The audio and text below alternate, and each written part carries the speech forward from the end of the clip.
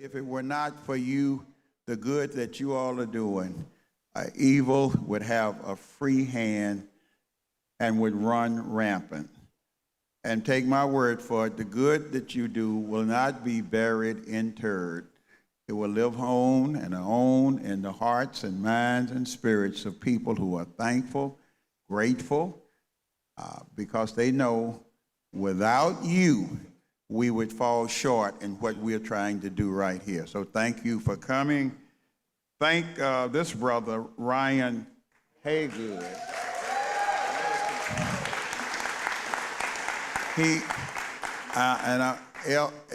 LDF, he is the one who brought LDF to this church some years ago. And sometimes, forgive him, he's going to act more like a preacher than he does a lawyer. And y'all forgive him, don't hold that against him. Miss Paulette Brown, I'm trying to follow the runner show. I'm trying to follow it here. There you are. All I have to do is get out of your way. Really? Yes, ma'am. Okay. All right. Thank y'all.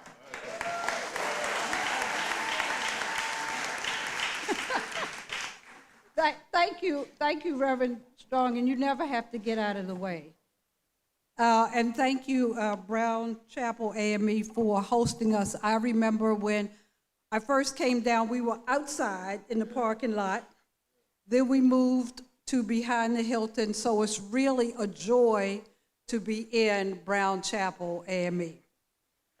I was going to say amen, but amen.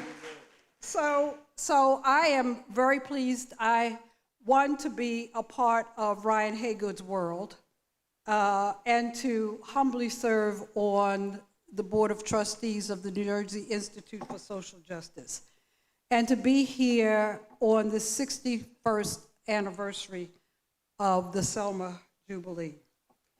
I think that the title, Fighting and Building, that this incredible two panels are going to talk about today is so very important for the times in which we are living now. The fighting part, I think we really got it down.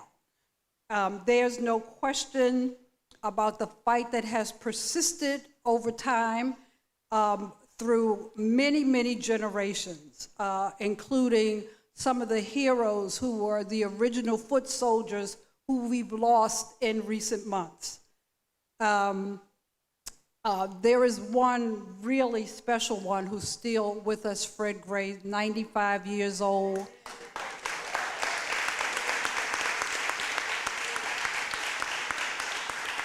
I had the privilege of spending a couple of hours with him yesterday. He is as sharp as anything and was still working. So I think as we continue to fight, and these great leaders who are on the panel continue to fight, and all of you continue to fight, I'd like to focus us on the building part. Because there's so many people who are not in this room who don't know about the foot soldiers or even why we're in Selma. And so I think that me included, especially me included, we have to do a better job of educating those who are not in the room and of educating our children and our children's children. We are so happy that we have had the opportunity that we've had because of the foot soldiers, that we want to make sure that we expose our next generation to better things. And so sometimes those better things have caused us and them to forget what it took to get here. And so we have to really engage in this building process, and not just building, but having structural growth, so that when we have things that are happening right now with demons, people with no souls, leading the country, we have to make sure that we have adequate structures in place that cannot be torn down. And so that's what I want to get and leave here this time when I'm in Selma. And so with that, I want to introduce you to not just a fighter, but a builder. And that is the president of the National Bar Association, Ashley Upkins. So I just want to say a word.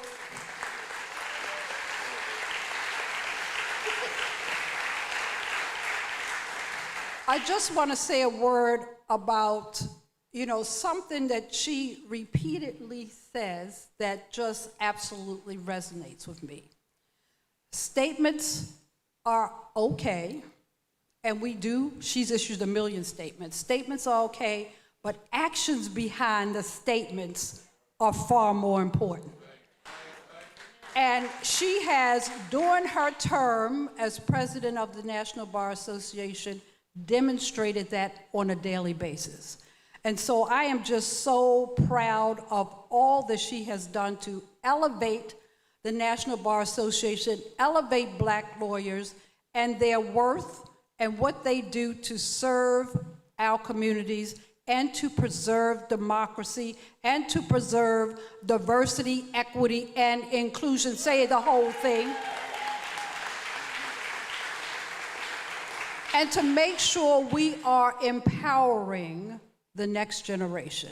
And so, Ashley, Madam President, please come forward.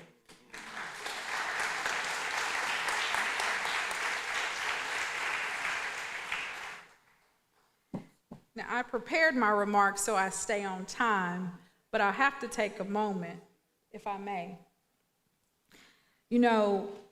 Our organization has had an interesting history because the National Bar Association quite naturally was born out of rejection. And so, we fight for civil rights, but at the same time, I'm only the 16th woman in our 100-year history. And when I gave my remarks after I was sworn in, I said, I 100% appreciate those that pulled up a seat at the table because we built the table. But let's not lose the seats because we're dying in the seats, and let's raise up those that come after us. Because since we built the table, we can build a bigger table. And I want to take a pause to recognize one of those people that has no problem building a bigger table and bringing up those that come next. And her name is Paulette Brown. And let me say this. She will fuss me out after this, and I'm okay with rebuke. But this is the only woman to have been president of the National Bar Association and the American Bar Association.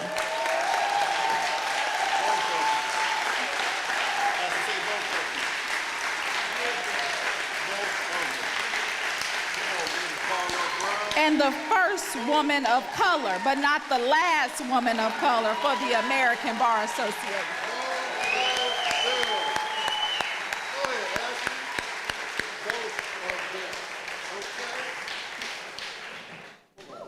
And so thank you for that moment. And with that, it is with profound honor that I stand here in Selma, Alabama. And I'm quite comfortable. Usually when I go to these speaking engagements, I'm in New York, where it's Damon, and no one sounds like me. But even though their twang is a little different, at least I'm in here. And I thank you for being in this place, Brown Chapel AME, because this is sacred ground in the story of American democracy. 61 years ago, ordinary people did something extraordinary. They walked across a bridge not knowing what would be on the other side. They walked because they believed that the promise of America had to belong to all of us always, regardless of the pigmentation or the melanation of our skin. They marched for the right to vote, they marched for dignity, and they marched for justice under law. And many of those lawyers who went into the courtrooms, who filed briefs, who challenged injustice were members of the National Bar Association. I am very grateful for being able to work with Fred Gray. I am grateful for being able to work with Arnett Hubbard. I am grateful for being able to work with Ryan Haygood and Damon Hewitt and many others, and Kimberly Crenshaw, and to be able to give her flowers while she's here.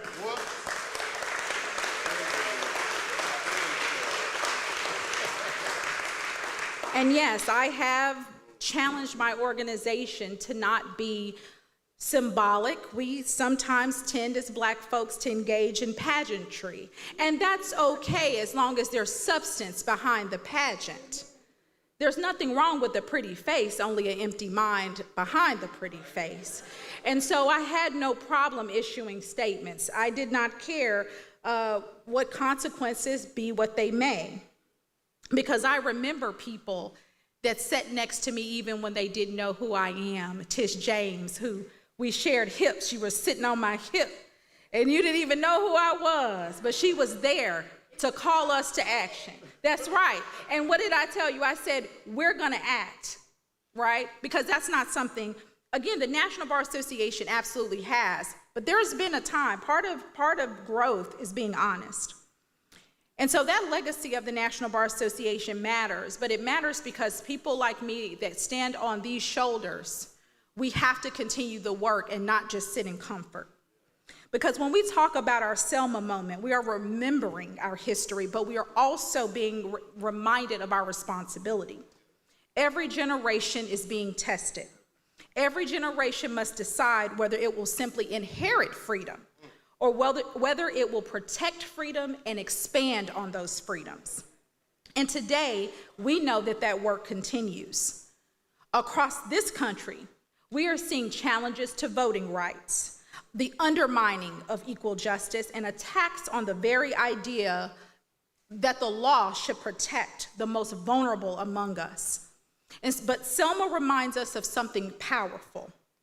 Progress has never come from comfort.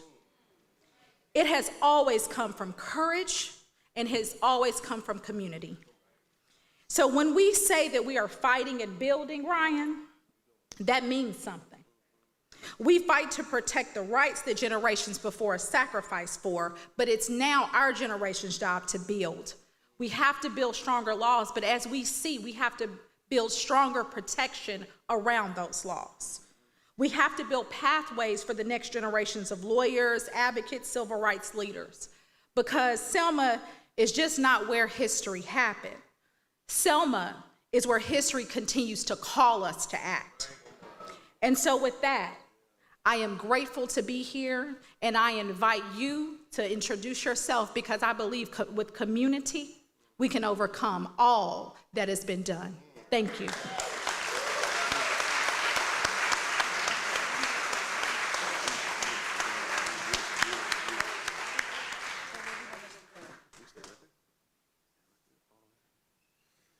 Man. Good afternoon. Oh, come on, you all. Good afternoon. I can't tell you how gratifying it is to be with you all. I think that they call this Damon Todd Hewitt standing room only. Y'all sleep. I think they call this standing room only. And that matters because you all know that Brown Chapel has been under reconstruction for the last 6 years.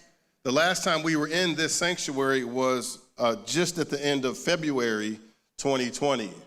And so it's wonderful to be with you in this warm space on this 61st anniversary of Bloody Sunday and what it led to. I want to pause before we begin by acknowledging, as a personal point of privilege, Damon Todd Hewitt.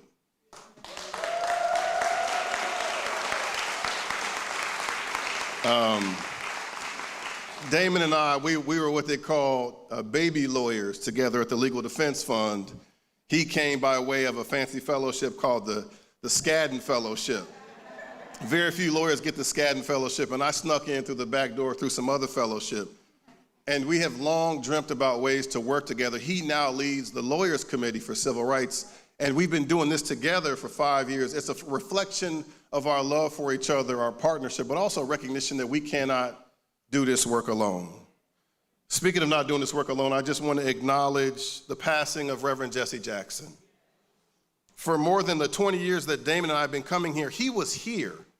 You couldn't miss a photo of the Bloody Sunday commemoration without seeing him in it. And so today, as many of you know, his family and loved ones are gathered in Chicago for his homegoing celebration. Our colleague Mark Thompson is there now and couldn't join us. But before we move forward, I just wanted to take a moment of silence to remember Reverend Jesse Jackson, remember who he was to us, how he inspired us, and how he literally left it all in the field with a life spent marching for justice, democracy, and human dignity. And so I welcome you to Brown Chapel AME Church. The shepherd of this church, Pastor Strong, left because he's doing many, many things at the same time. I encourage you to come to service tomorrow morning. So it starts at 9 o'clock. Karen Baines Dunning, it starts at 9 o'clock-ish. And you already know it's packed right here, so I encourage you to think about how much earlier you need to get here to be here. And the reason is because, although he's not telling folks, he's retiring. After 13 years of shepherding this church, he's retiring, and he's kind of trying to retire the way that folks who do the work and love it quietly do it, which is to not tell anybody that he's retiring. So I encourage you, he doesn't know this, but he's asked me to say a few words in the service. I'm actually going to do the tribute. He doesn't know because he's not here, and he won't watch the live stream, so it doesn't matter. But please come tomorrow. So as you know, as Ashley mentioned, the title of our program today is Our Selma Moment, Fighting and Building. And the title is inspired by a passage in the book of Nehemiah, which I have been obsessing over. Some of you all know this story well. It is Nehemiah 4:17, and there the people of Jerusalem were rebuilding their city in their own chaotic moment. Enemies surrounded them, and the future then was very uncertain. And the scripture says that those who carried materials did their work with one hand, and they held a weapon in the other. Right? They built, Pastor Timothy Atkins Jones, they built with one hand, and they fought with the other. It was a fight and a build moment at the same time. They fought the forces trying to tear the community down, and they built for the future the community then deserved. That was the assignment of the people of Nehemiah, and if we get honest with ourselves, it's the assignment of the people in this blazing hot church right now. To fight and to build. To defend what's right, and to build, bless you, what comes next. To protect the truth, and to build the future. We must fight the rising authoritarianism and the assaults on our democracy, assaults on our communities, assaults on our people, like Congresswoman LaMonica McIver from the 10th District in New Jersey.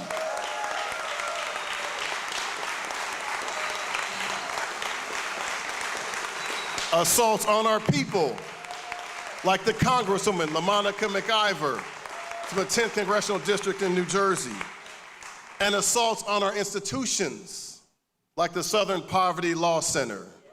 And assaults on our institutions, like the Southern Poverty Law. It's SPLC today. It's other institutions tomorrow. And we must also build what comes next, because we know this. There will be a next, and it must be different than the status quo that led us to this moment. But I also want to acknowledge something very plainly, and that is what you all know. This world is dangerous right now.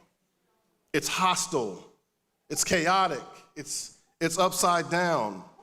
It's also true that this moment that we face right now is certainly no more difficult than the one that the foot soldiers 61 years ago who met and left this church then faced. When they stepped onto that bridge not far from here to face down violent and build a movement that would transform democracy in America, in the world, and would compel a stubborn, a reluctant President Johnson to sign the very legislation that he said that would have been impossible to sign just 9 months earlier. Because there would have been no Voting Rights Act without the sustained generations-long work that preceded it, the on-the-ground organizing, the advocacy, the resistance, the meetings in hush harbors, in places of worship, on college campuses, the risks that were taken to body, to comfort and spirit, and even the sacrifice of life and the bloody Sunday that preceded it. That march, as you all know, continues with us, that we are the literal continuation of that march. And it's my heart's desire in this space for the next few hours that we might do what the original Bloody Sunday foot soldiers did here, that they found safety first here in a dangerous world. And they also found the inspiration in this space to go on and do what they were called to do. This is the place where they gathered, where they prayed, they prepared before stepping out and literally placing themselves in harm's way so that we might reap a harvest that we didn't plant. So that we might reap a harvest that we didn't plant. I think it's actually an expression of God's kindness. The air conditioning, Pastor Timothy Atkins Jones, it was blazing last night. And I think God is saying, sometimes, to Ashley's point, comfort is the enemy of progress. And just because I want to remind you of the little bit of discomfort that it took to get you all here, the AC, if it's on, is not going to work. And y'all going to use them fans. My wife would say the fan dance, not that fan. Not that fan. Just a little bit of discomfort to remind us of what's required to do this work, so that before we step back into the world and into our Selma moment, we'll be ready to do the work that we're required to do. So I'm grateful to be able to have with us three stellar people to have a conversation about fighting and building. April England Albright. April England Albright. You know you bad when you got three names. April England Albright. She's the legal director and the co-founder of Black Voters Matter. Period, full stop. Congresswoman LaMonica McIver, representing the 10th Congressional District, which, personal point of privilege, includes the mighty, mighty city of Newark, New Jerusalem. Just really quickly, if you're from New Jersey, would you just please stand? Just so you know what New Jersey looks like. Yeah, if you're from New Jersey, yeah.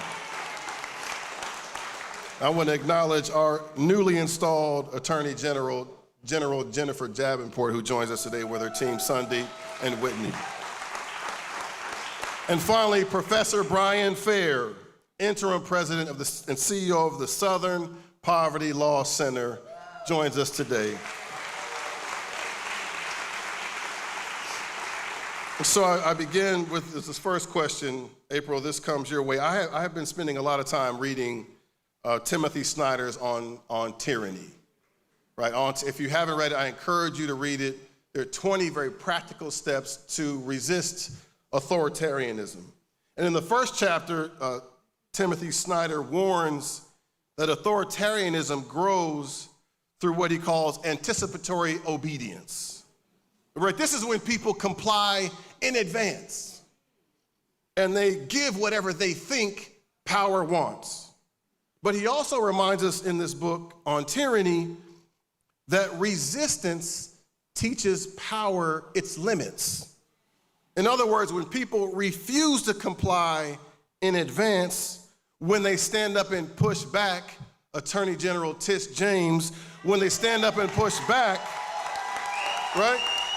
When they do that, they teach power what it can and, more importantly, what it cannot do. And that's what happened here in Selma. So April, England, Albright, all three names. Talk to us about what it is, what you're seeing in communities right now. And stepping back for a moment, what has this moment exposed about us?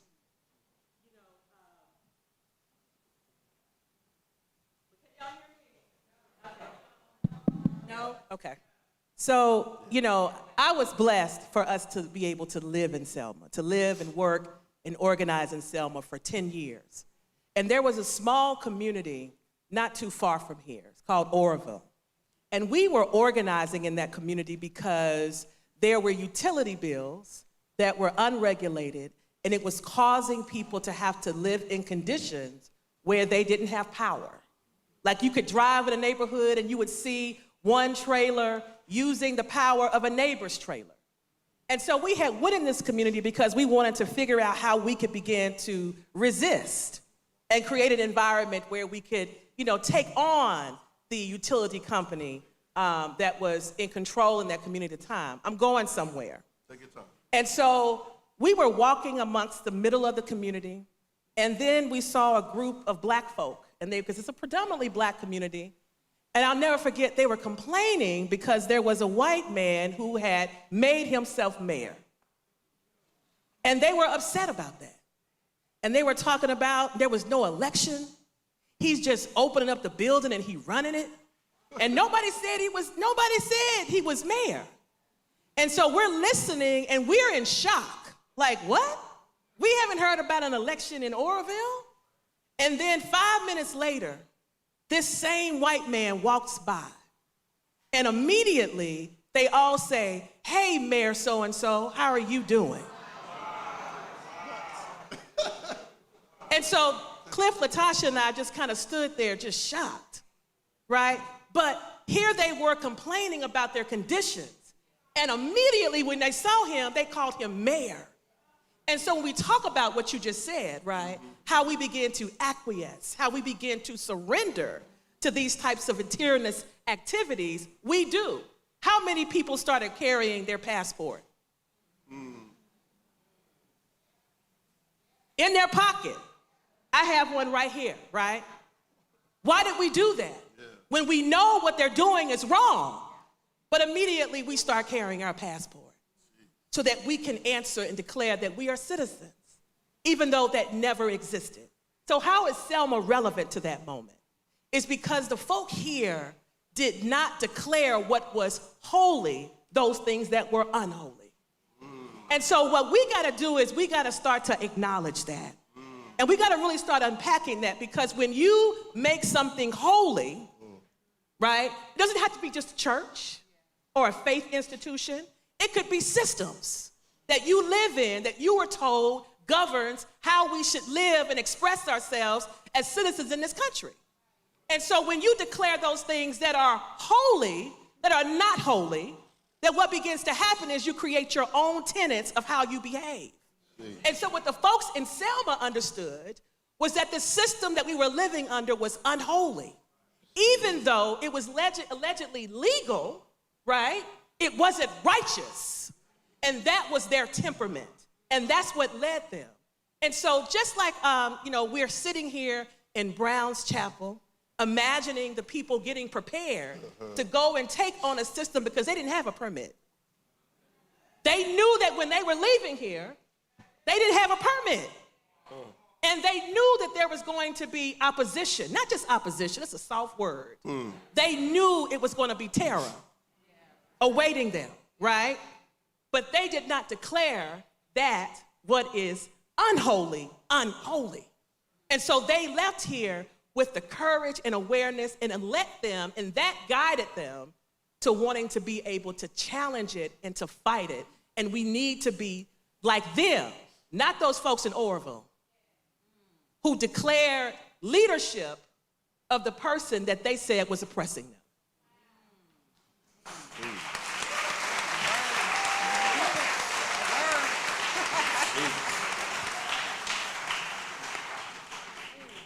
That's a bad sister right there, y'all. So you got 3 names. 3 names. People declaring holy those things that are unholy is a nice transition to our Congresswoman, LaMonica McIver. I'm saying her name as often as I can because it's important for you all to remember it. Because to too many in this room, the name Congresswoman LaMonica McIver is an unfamiliar one. And I'm going to ask her to talk a bit about her story and how she's experienced this hostility, this unholy behavior firsthand. But I just want to say a word about how I experienced this. So I live in the city of Newark. Her district includes where I live. She is my congressperson. She was the youngest woman to serve on the Newark City Council. She became the city council president. City's never seen a better city council president than LaMonica McIver. Never. Never. And then when our congressman, Donald Payne, passed, she was urged by the voters of her district to run for Congress, where she'll be for as long as she wants to be in that seat. And that's because of the way she leads. And part of that leadership led her to do a congressional oversight visit to an ICE detention facility in Newark. It's a privately run detention facility. You know how privately run places that run detention facilities can be. And so she wanted to go to make sure that they were actually running it according to the way they had agreed to contract with whomever shamefully agreed to contract with them. And it was there that she had an interaction with federal agents, and she ends up being charged criminally for conducting what is a congressional oversight function. And at this moment is defending herself against federal criminal charges for doing her job, for fighting and building. That she's facing the backlash for doing what she was elected to do. Congresswoman LaMonica McIver from the 10th Congressional District in New Jersey. I'd love for you to talk about how you've experienced firsthand the injustice and hostility of this current moment. And for those who don't know the details I didn't share, please fill in those details. Thank you so much, Ryan. Good afternoon. It's good to be in here with you all. And I just want to say, I see why my sister April got 3 names, because she done dropped the mic on us over here. As Ryan mentioned, I'm Congresswoman LaMonica McIver. I proudly represent New Jersey's 10th Congressional District, the first woman to represent the 10th District and first Black woman to represent the district, and the youngest in New Jersey delegation. So I'm very proud to represent. It feels like I've been in Congress for 20 years now, but it's only been 3 years in this seat. But as Ryan mentioned, I showed up to a detention center in my district back last May to conduct an oversight visit because this detention center is running unlawfully and illegally in the city. We had gotten many calls from leadership in the city, many calls from loved ones of folks inside of there that they could not see them, calls from lawyers who could not see their clients, just a bunch of violations. And so myself, along with 2 other of my colleagues in New Jersey, which we've done this before, showed up to this detention center and was met with hostility. An army full of ICE agents and DHS officials approached us, ended up arresting our mayor for a failed trespassing charge unlawfully, and literally roughed us up during this time of them encountering us, trying to stop us literally from going in to conduct oversight, which, as Ryan mentioned, is our job as Congress members. What they saw there and what they knew we were coming to do, especially for me, was a young Black woman was coming to insert power. Not my power, but the power that the people of the 10th Congressional District gave me to do. Not because it was my personal power. This is not a seat I'm appointed to. This is a seat I'm elected to do so. And I showed up there to protect the people that I represent and to make sure that this facility was running properly.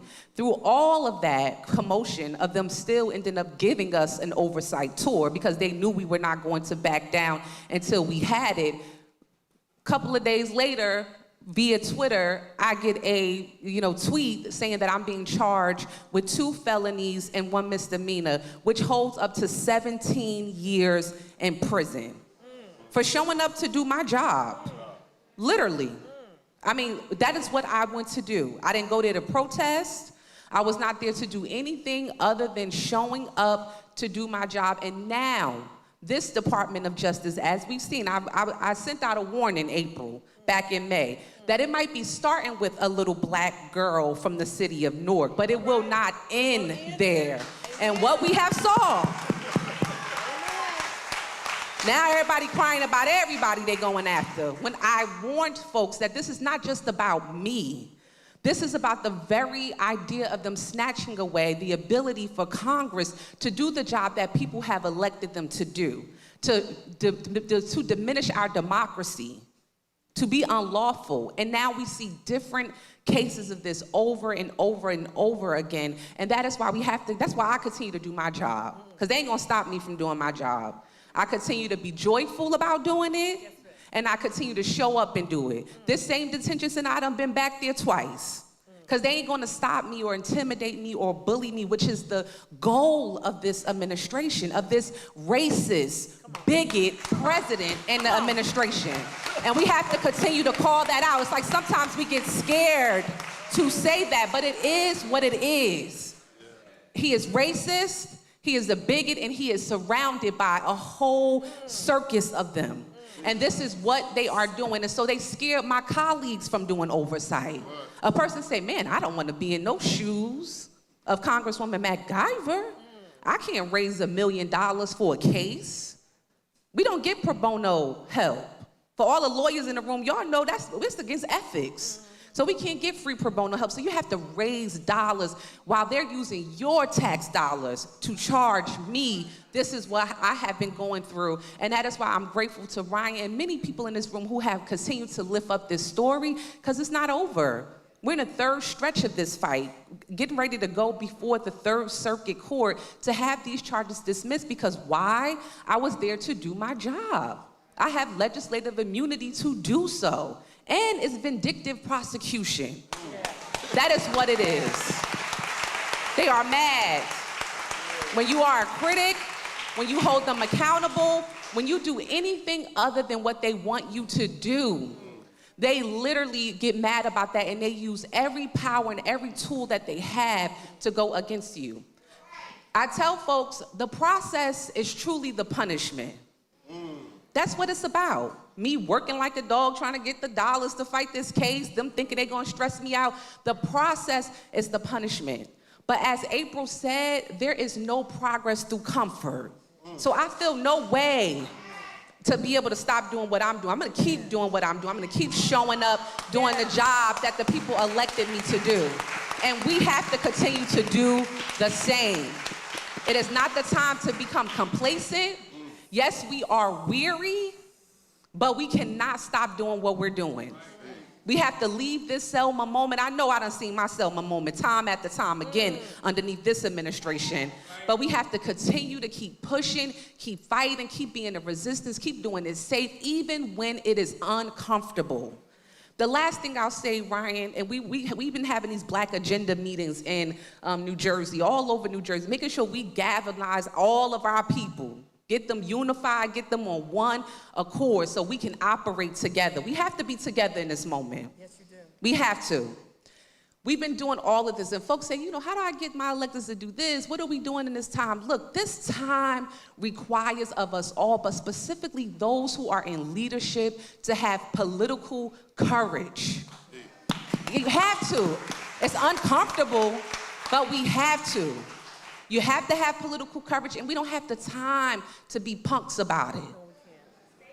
I say it plainly. It is what it is. We do not have the time to be punks about it, even when it's uncomfortable. So I thank you all for letting me tell my story, and I hope that you share it. But at the same time, I hope we leave out of here ready to continue to work and continue to do what we need to do to get our communities back on track.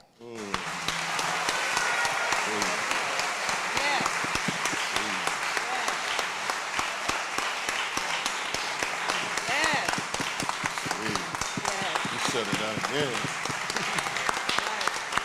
Moment of intent.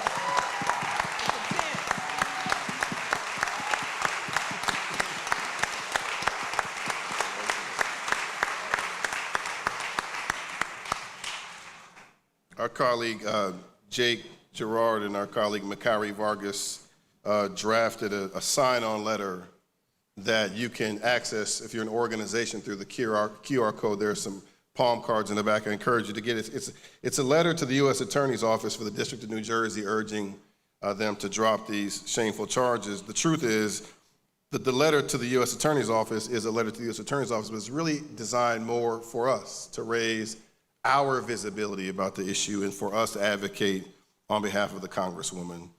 I love the framing that April England Albright gave us with the three names around transforming what is unholy into holy. And the Congresswoman talks about how to resist when we're targeted individually. It's also true that the administration has targeted historic, storied organizations that, like SPLC at their founding, were designed to topple hate. So you all know the SPLC is that organization that brought down the KKK as an organization. It is in its DNA to identify and eradicate hate. And we're in a moment of rising authoritarianism and rising hate. And we're fortunate to have Professor Brian Fair, who is the interim president and CEO of SPLC here. And Brian, I wanted to invite you to weigh in after these two dynamic sisters went ahead of you. And this is all designed very strategically to your advantage. If you could talk a bit about what SPLC was founded to do around confronting hate and white supremacy, and how in this particular moment, SPLC is both fighting and building. Welcome, Brian. Thank you so much, Ryan. And I want to thank all of you for coming out today.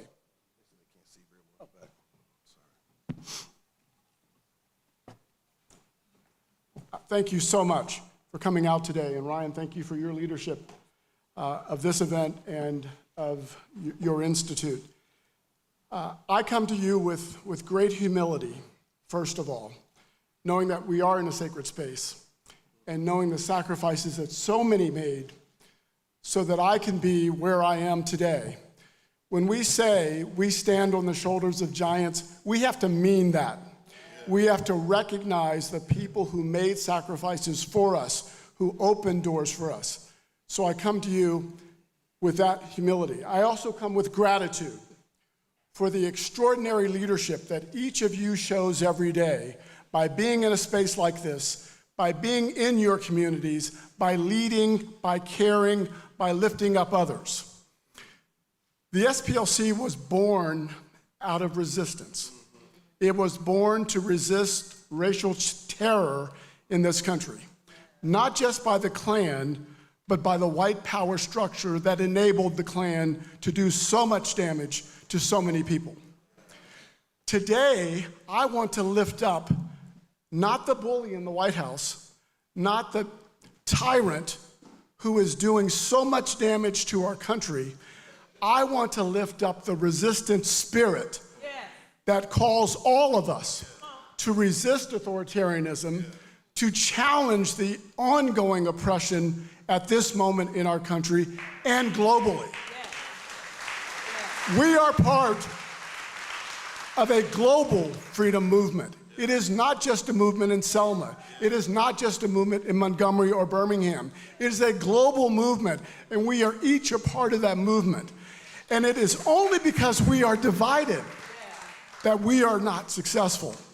Someone said this morning, the billionaires, there aren't enough of them to defeat us.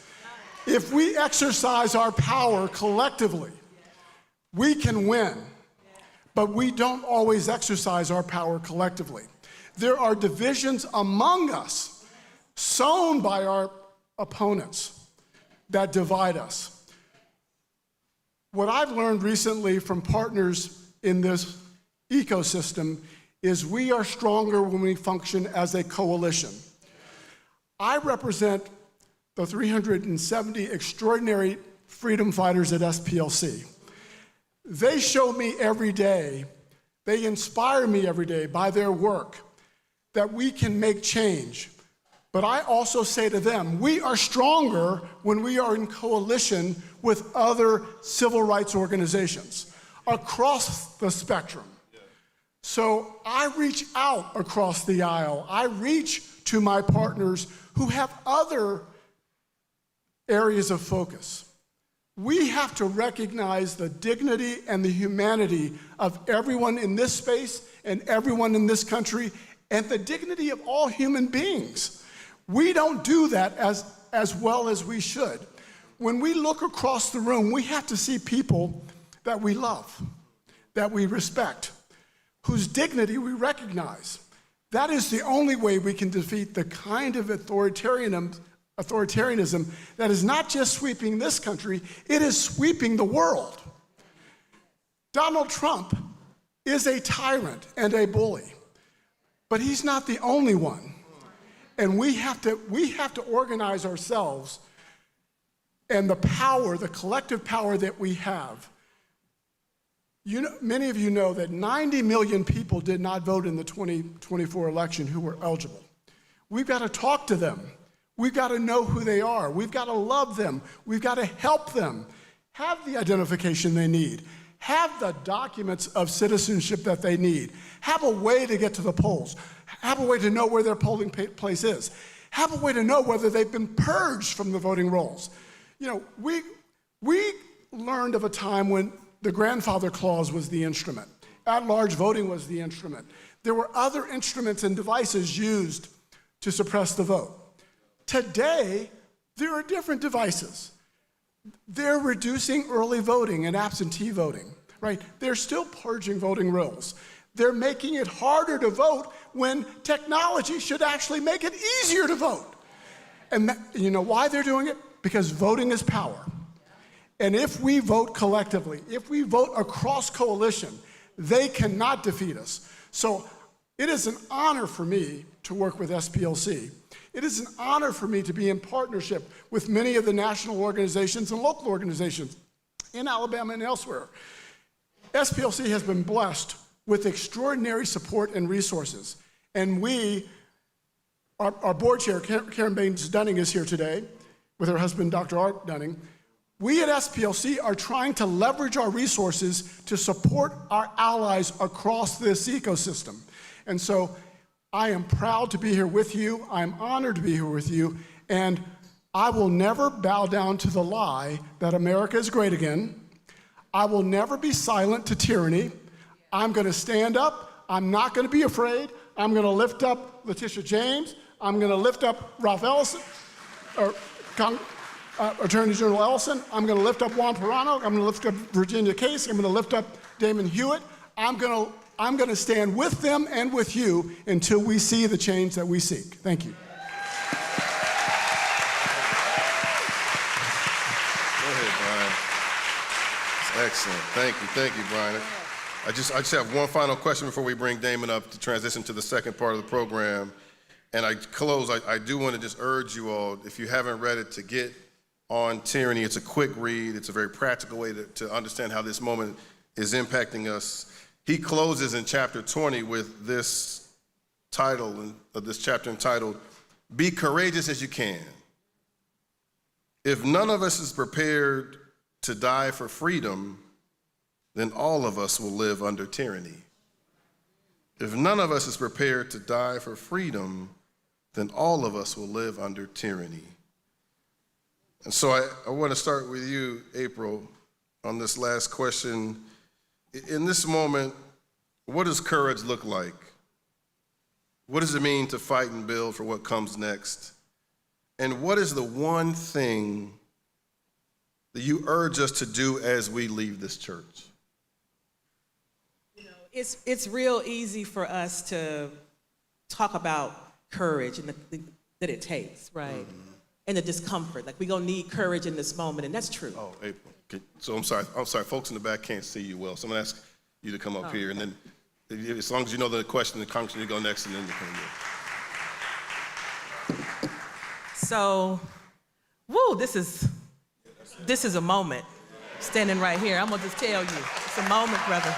It's a moment. So, I'm gonna be real quick because I'm feeling something. So, this place here is holy. Just like I said, we must call those things that are not holy, unholy. We got to call those things that are holy, holy. So this is holy.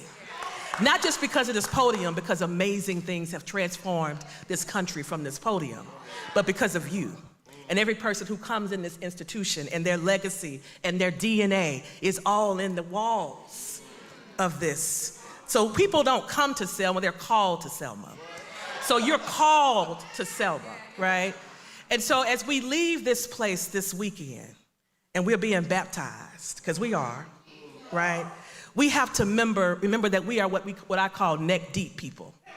What do I mean by neck deep? What I mean by neck deep is, there are those who say when they talk about the story of Brother Moses and when he goes and he's confronted with having to go through the Red Sea, there are many traditions in Judaism that says that there was some that he had to go neck deep. Not him necessarily, right? But that there was another Jewish person that was there that actually took the invitation and went neck deep, and then Moses was told to raise his staff and part those waters. And so saying that he had to go neck deep before it would even open was that he had to go in, right? He had to believe that my answer, my prayer to be liberated, to be free, even though I'm standing in front of a raging ocean, is still here. So there is a pathway, a divine pathway that is designed by God. And I dare say that Brother Moses would have never taken a pathway before the Red Sea. He would have taken an easier pathway. But that was not the divine pathway design. Because not only did it deliver, right, the Hebrew Israelites, but it also took down their enemy. So it's a story about their liberation, but it's also a story about the destruction of their enemy. But I don't have to just stay with Moses. I can talk about Harriet, who constantly had to go neck deep, right? She had to go neck deep and wade in the water, right, in order to bring her people to freedom. She didn't know she couldn't swim, they said. But yet she had to travel and go in the water in order to send her people to freedom. But she was willing to go neck deep, are we? So the question that we have to answer in Selma is, are we neck deep people? Right? Are we neck deep people? We are neck deep people. And when we are willing to wade in the water, when we're willing to wade in the water, right, we will get to freedom. Nothing can stop us. So that is what Selma is requiring of us in this moment, y'all. It's no pageantry here. Yes, you can go to the bridge. Yes, you can stand there and take pictures. But you are being baptized for a reason. You are called to go back home and go neck deep in your community. And when we all go neck deep, we will be liberated.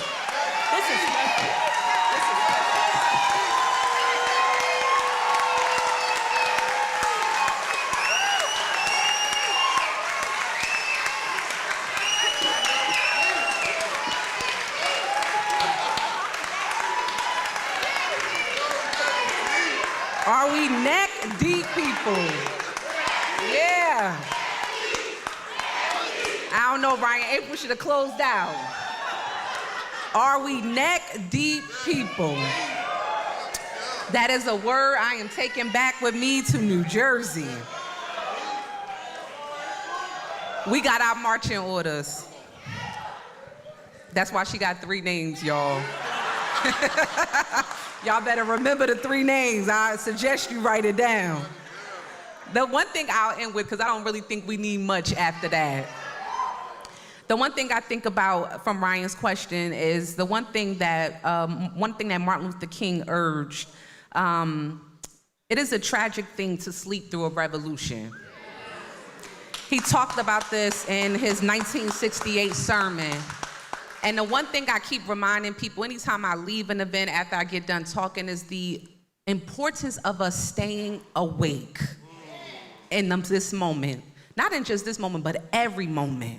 We cannot be asleep. What Sister April just talked about, are we neck deep people? Are we staying awake? Are we staying informed? Are we staying awake? And that is what we have to do in this moment. You can be neck deep people and do all of this and go fight here and be with this organization, but are you staying awake through this revolution? Because this is our time, this is just a new day revolution for us. That is what it is. Every generation is being tested. Every generation has to step up and decide, is freedom worth dying for? Is it? And for me, I can talk for me and my family, yes, it is. It's important for my 9-year-old daughter. It's important for your children. It's important for your grandchildren. And I know I'm going to continue to have the courage that I need, no matter anything. Because first of all, that's what black women do. Let me just point that out. Sorry for the brothers in here. But that's what black women do. We are always in the gaps of it all. And so I'm going to continue to stand in the gap for me, for you, for your family, and everybody else. God bless each and every one of you, and Godspeed.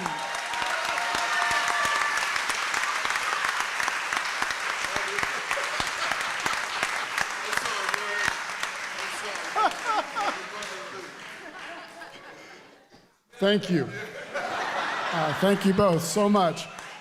So I am a swimmer. I am a swimmer, and I promise that I will be neck deep with you.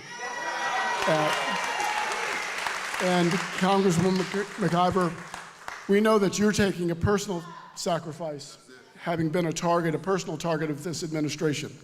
And I just want to remind everyone here, it will not stop with Congresswoman McIver. They will come for others.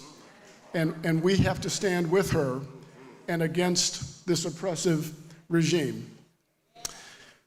I'm often reminded of Fannie Lou Hamer, who demonstrated a courage, a rare kind of courage. And one of the things that I remember her saying is that nobody's free until everybody's free. And for me, that means my freedom is linked to yours, whoever you are, and that yours is linked to mine. So I'm going to stand with my colleagues on this dais and with each of you and make sure that I respect your freedom as much as I respect my own. Thank you so much.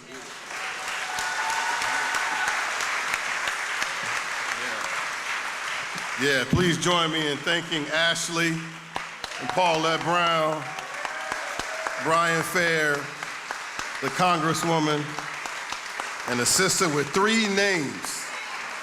Let's go 5. April, neck deep, England Albright. Thank you, family. Damon Todd Hewitt, the floor is yours.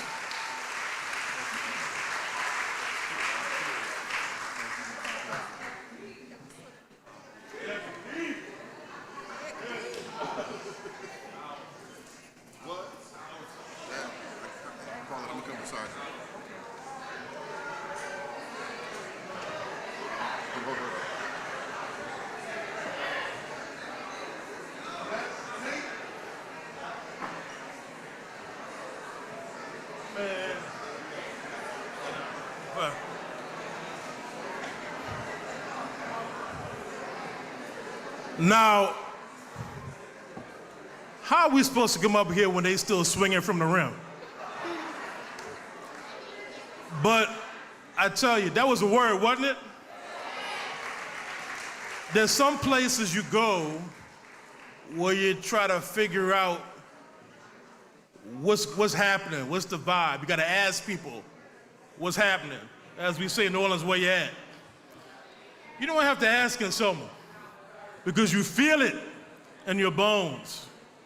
You feel it in your bones.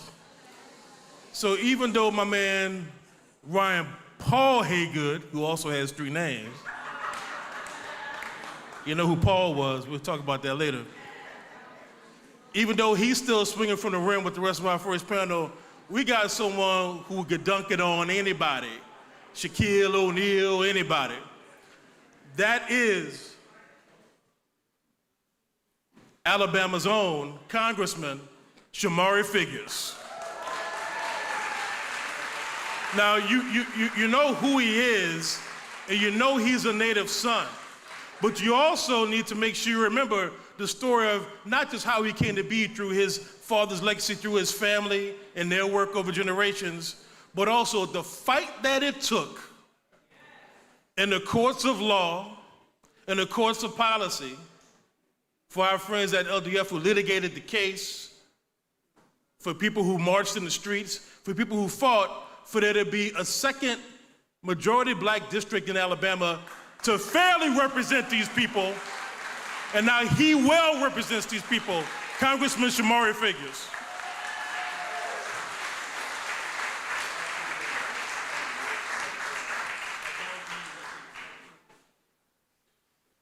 Good afternoon. Welcome to Brown Chapel.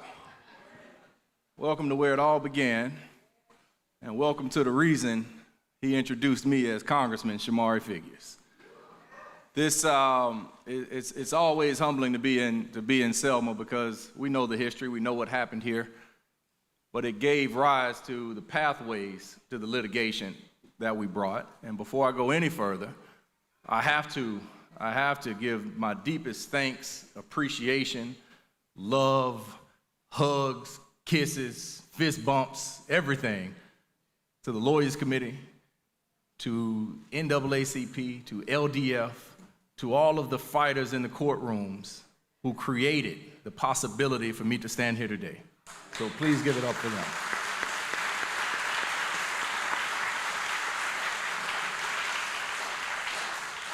them. Look, people ask me why I went into this route, and a lot of you know my family. Brian Fair certainly knows my family. It started for me before I was born. It started with my father, Michael Figures.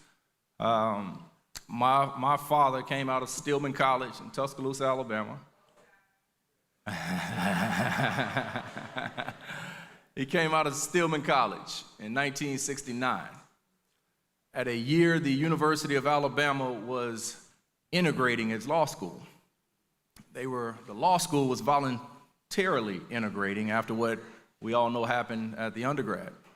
And so they went to HBCUs to find the students that not only could come to the University of Alabama, but those who they thought would succeed. And my father was one of the 7 that they chose I saw one of the other ones here a second ago. I don't know where Judge John England went. But they went to the University of Alabama in 1969. Came out in 1972. Was the first black men educated to be attorneys in the state of Alabama. And my father went back home. My father went back home because he knew there were opportunities that were still needed, still lacking for people who looked like him. And some of the early work that he did was in the voting rights space. See, back then, a lot of these cities in the state of Alabama used to have a city commissioner form of government. They didn't have city councils. Some of them didn't even have mayors. So you had cities like the city of Mobile that was almost 50% black at the time, had never in its history had a black elected local official. So they took it to court. They did the same thing that Damon and Shaylin are doing today. And because of that, today we have a city council and mayoral form of government in the city of Mobile.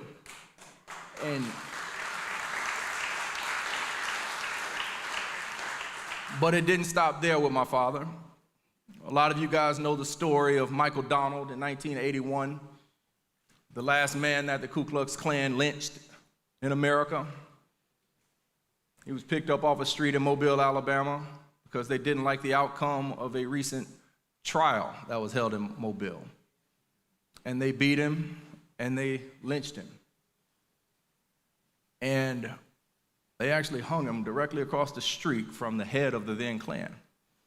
This is at a time where the Klan was headquartered in Tuscaloosa, Alabama, United Klans of America.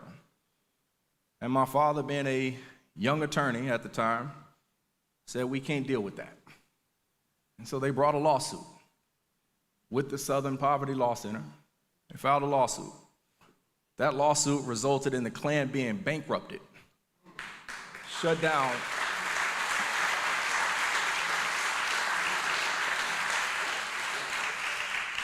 It was the first time that the Klan had been held civilly liable for harming a black person in America. But it didn't stop there with my father. My father went on to become the highest ranking black elected official in the state of Alabama's history, still to this day, that we've seen. And he died suddenly in 1996. But what he did before that set the groundwork for not just the interest that I have, but for the passion that I have, for the dedication that I have. And it ain't just about daddy, because most of y'all know my mama too. All right? But last night, Attorney General Letitia James got to hear me talk a little bit about mama. Most of you guys know my mother as a senator. But I tell her at her heart, her passion, what she really loves to do is to cook. Mama's a cooker, she's a baker. And so when we look back at Selma 61 years ago, Selma had the right ingredients at the right time. Selma had the right amount of injustice that was being enforced by the right amount of evil. But it got whipped up against the right amount of courageous people that were fueled by the right amount of faith from a place like Brown Chapel. But you know when you're baking cakes, you need more than just the butter, the sugar, the flour, and the eggs. But you had those other perfect ingredients here in Selma. You had a little leadership sprinkled in from a guy named Martin from Atlanta. You had a little bit of organizing mixed in from a boy from Troy named John Lewis. You had a little bit of strategy mixed in with a boy from South Georgia named Bernard Lafayette. You had a little bit of passion mixed in from a child activist named Miss Bland. We had a little bit of strength of another woman from Selma by the name of Amelia Boynton Robinson. You had the hope of a boy from Greenville, South Carolina named Jesse Jackson. You had more leadership from a Hosea Williams and a Ralph Abernathy. You mixed all these ingredients up and they put it into an oven that had been fueled by hate for centuries. And out came the prettiest, best tasting, best looking cake America had ever seen.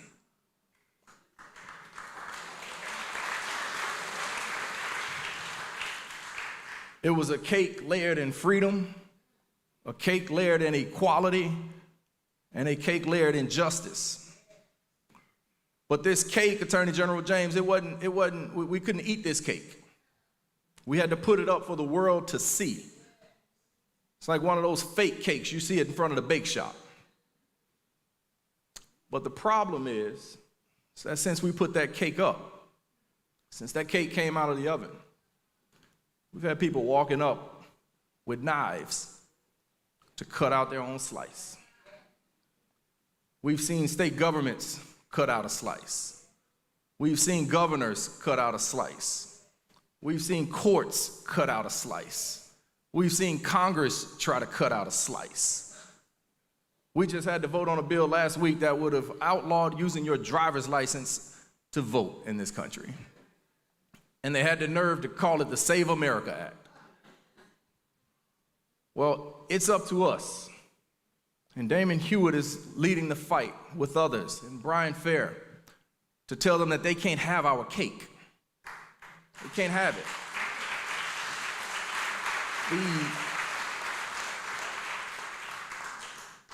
At the end of the day, there's a little bit of good news. Because at the same time that cake was going in the oven here in Selma, there was a woman here named Nancy Sewell who gave birth to a baby girl named Terry. And a few years later, there was a woman down in Mobile named Vivian who gave birth to a boy named Shamari. And Nancy and Vivian, they didn't know each other, but they taught us how to cook too. They taught us how to bake too.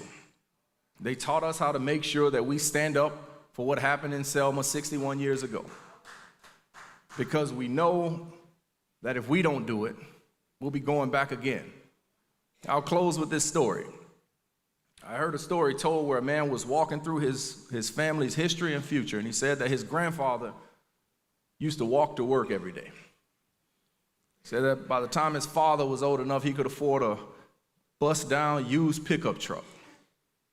He was able to buy a new pickup truck. His son's in a Cadillac, and his grandson is in a Mercedes, but his great-grandson, he would be walking again. And he said that's because tough times create tough people. And tough people create easy times. And easy times create weak people. And weak people create tough times. Let that sink in for a minute. It's a cycle. Some think we are the weak people that are going to allow tough times to be recreated. But we won't do that. I refuse to have my little boy who's running around here somewhere to be part of that generation that is forced to walk again. I refuse to sit by and be in a position in Congress and not do every single thing that I can do to stand up for the legacy that is Selma, Alabama, the legacy that is the civil rights movement, and the legacy that each and every one of you are fighting forward for every single day. Thank you. God bless you. Thank you for being here.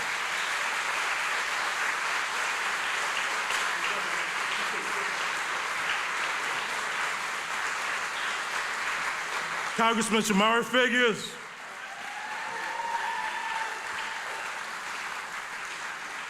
Now we transition to our second session, our second discussion, our second set of word with our nation's leading attorneys general, who are the tip of the spear in this fight, right alongside civil rights organizations. Can we have our AGs come up, please, and I'll introduce you.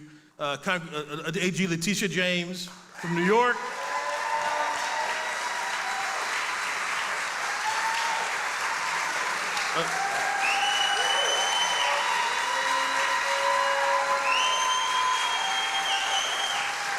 Attorney General Nick Brown from Washington.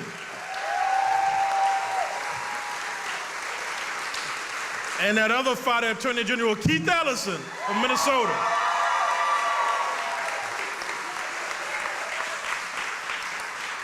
So you know who they are, so I'll dispense with the full introductions. Please have a seat as I offer a few words to frame. So we feel the energy in this space. We feel the legacy. We also feel the mandate. You know, at the Lawyers Committee, we talk about the things that we fight for affirmatively. We talk about fighting back against all the oppression, but also fighting forward. What we're fighting forward toward is a future, but not a wish, an aspiration, or something that's icing on that proverbial cake. We're fighting for the cake itself. We're fighting not just for what we hope we can get, or what would be nice to have. We're fighting for the future we deserve. And the people who are helping us preserve that future that we deserve are these attorneys general. Now, in many ways, we know we're at a time that's a big inflection point in this nation's history. We're at a time when fundamental rights are under attack. We're at a time when all the civil rights law and infrastructure of the last 6+ decades that people marched for, fought for, bled for, died for, that law and infrastructure is being both weakened every day, but also being weaponized and turned against us. We're being told that the things we've been doing to advance justice are somehow backwards and wrong. Companies and schools are being told all the things they did to promote inclusion are now illegal and unlawful under some dystopian vision of what this country is and what it should be. So we are here in Selma, and our presence across the country together is to bring back what our ancestors had, what they forced, a moral clarity. A clarity about what is right, what is wrong, what is just, and what is unjust. And so we know that our goal has to be not just to talk about the past or the now, but also that future that we deserve. So in a period when federal civil rights are in retrenchment, we have our people at the state level, our state AGs, who are defenders. They understand that we must use the law not just as a shield to protect, but also as a tool to build. In so many ways, they are operating in the same space that the foot soldiers in Selma operated in the space between what the law currently is or was at that time and what justice requires it to be. That's the space in which they operate. So we want to get into the conversation with these attorneys general. I'm going to ask you, your comfort level, we can have you come on up if you like. I think that would be certainly the preference. And so I'll offer a few prompts, but I want you to speak what's on your heart, right? Because I know we've all been moved by what we heard in this first panel.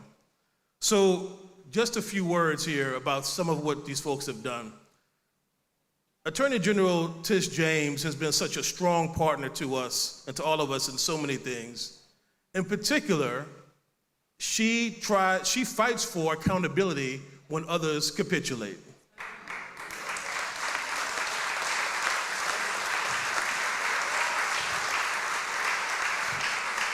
She has fought for, in litigation in which we both participated alongside us, to defend our voters, our black voters and other voters, from suffering intimidation through in-person means and through online means and even through robocalls that told our people, don't vote by mail, otherwise the man will use the information to get you. She's also fought in the space of diversity, equity, and inclusion. And I'm proud to say at the Lawyers Committee, we are part of leading that charge. We have filed 3 cases challenging Trump's anti-diversity, equity, and inclusion executive orders, and I can rest assured we are dragging them for filth in the courts.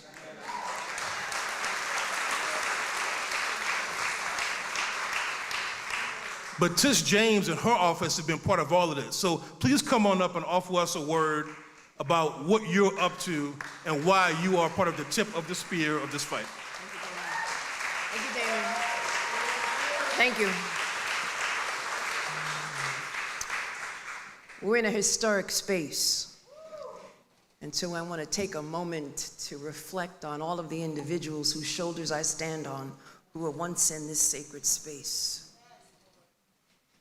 All of those who fought and died for me to be in this position and for all of you to be at the tip of the spear and to be defenders of democracy and to fight for our freedom, and for those who have historically been left out of the sunshine of opportunity, those who are living with poverty each and every day. I can feel the ancestors in this room. They run through my vein. They're part of my DNA. It's the reason why I stand tall. And it's the reason why I will never bow, I will never break, I will never capitulate, I will never give in or give up. You see, April talked about the water, but I'm talking about walking through the fire. And if you walk through the fire, you'll never be tinged, because you have to wade through the water. So it's important that individuals understand the moment that we are in the systematic destruction of our democratic norms and our systems, and how the Democratic attorneys general, from Kwame Raoul, whose plane, unfortunately, he couldn't catch the plane, or it got stuck or something, but he's on his way from Illinois. And I'm here also with my sister, Jennifer Davenport from New Jersey. Jennifer, please stand. You should be joining us. Come on, Jennifer. Come on up. Come on up.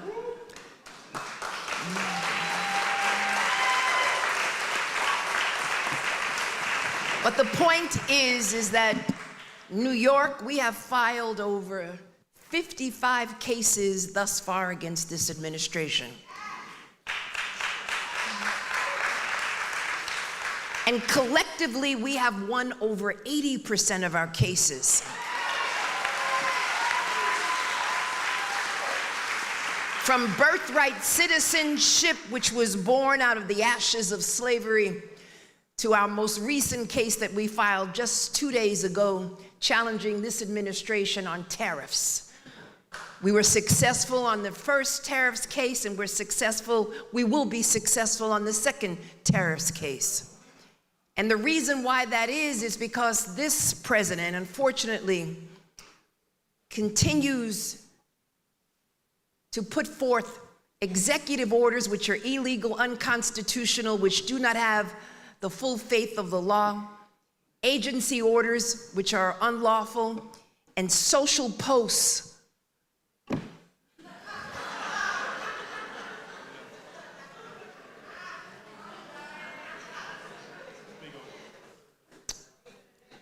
and oftentimes he exceeds his authority, and he trespasses on our rights, and he doesn't recognize the 10th Amendment, and that is states' rights. And so it's important that we stand up and use the law both as a sword and as a shield, and that we check them each and every time.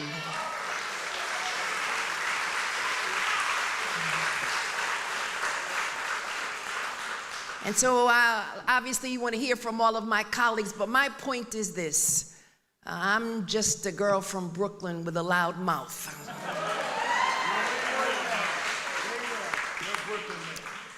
And I don't fear any man. Because my faith comes from the halls of this great church and those outside of the walls of this great church, and for all of those who died and bled for my right to be here. So I will not be silent. I will use the law both as a sword and a shield, and defend the rights of all Americans, but most in particular, New York.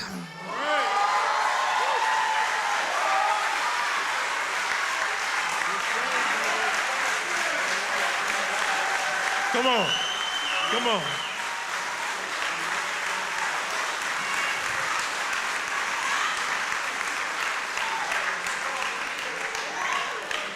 My word. But more specifically, Brooklyn.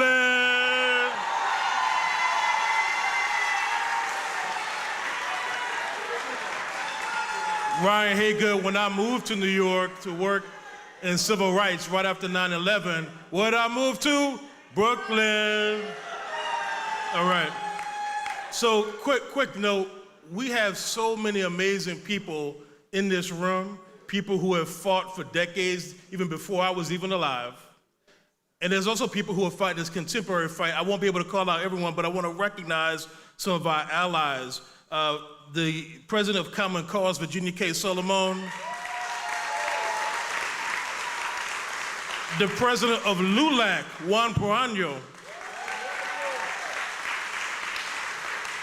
The president of the League of Women Voters, Selena Stewart. Where's Selena? I saw Selena somewhere. All right. And I know the mothership where I started working at LDF, but I got my start with the NAACP. I know you're always in the house. Back before I could even vote. So speaking of so we do this work in community and coalition. Our fidelity is not just to one organization, it's to movement and to the people, and to our forward advancement. And there's a place, there's coalition and collaboration all over the country, but there's a state where you can't say there's a black majority in XYZ city, so that's not the politics. The politics is how do people come together? There are a number of places like that, but there's one particular state, that is a state in the Pacific Northwest, the state of Washington, where our friend Nick Brown is the Attorney General. So Nick, I want you to come and give us a word about how you build partnership and then the issues that you're taking on with your leverage as tip of the spear in Washington. Please. Thank you. Good afternoon. Like many people who have come to this podium, it is necessary to pause for a moment. I did not imagine being a young kid from the Pacific Northwest that I would one day stand at this chapel. My father, who is from Columbia, South Carolina, who marched in the civil rights movement and was jailed, could not imagine his son standing here. When I was a young man matriculating through Morehouse College, that's right, I did not imagine that I would stand in these hallowed grounds, continuing the fight for justice that our forefathers and foremothers fought for. But I'm so proud and honored to be here with all of you today. I'm proud to be with my colleague attorneys general from across the country, and I am proud to be from the state of Washington.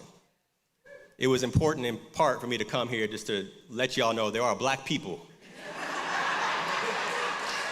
that live in the city of Seattle.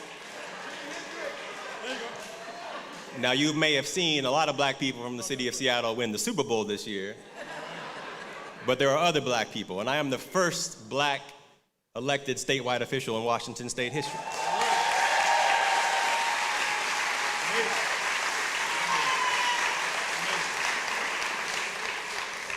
And as much as I love working with my colleague, Tish James, I never loved following her to the podium and to the microphone. But as I told her last year when we were together, I am not from Brooklyn, but my oldest child is named after Brooklyn. When I spent time there, I said, this city has so much fight and so much power and so much energy, I gotta name my child that. But as the Attorney General, as the Chief Legal Officer from my state, we are the tip of the spear and the shield on so many issues. I've been the Attorney General for just over a year in my state. We've brought 53 cases against this administration.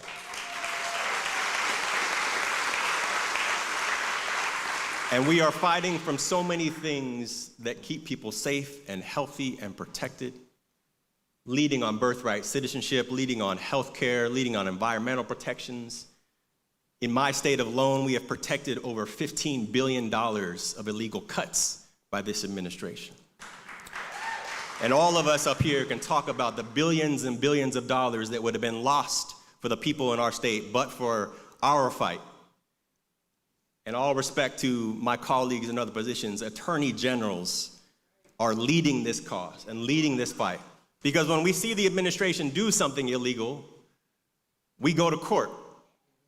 Donald Trump issued the executive order on his first day in office, trying to rewrite the Constitution in his image.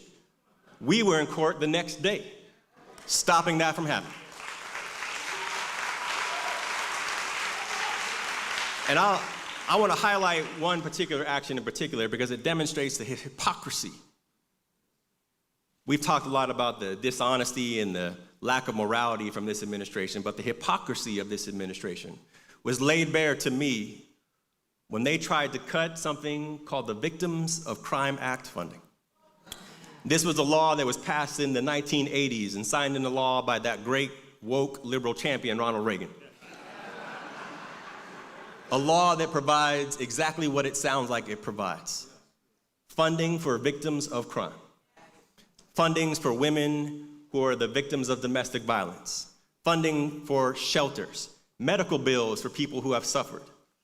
And they have the audacity to try to cut that money from so many of our states because our law protects everyone, regardless of who they are, regardless of where they come from. Our law protects people who were born in the United States and those who are undocumented. Our law protects people regardless of their gender identity. And those are things that made us targets. And so they tried to cut from my state $21 million of funding. This is an administration that proclaims to be trying to keep people safe and be tough on crime, but here they are cutting billions of dollars across the country for public safety and healthcare and education.